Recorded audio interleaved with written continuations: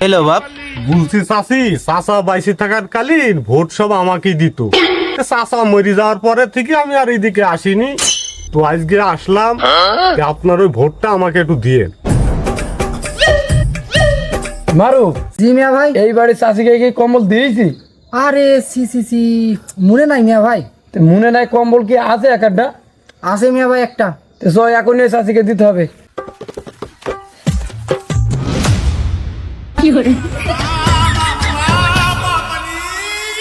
বাপ তুমি আর এবার ভোটটা চাইও না। আমি এই সুজনকে কথা দিয়েছি, চামড়া জিবি আমি নড়চড় করতে পারবো না বাপ।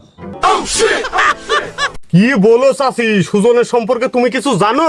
ও কত বড় বিয়াদব, দু এক জায়গায় চুরিও করেছে।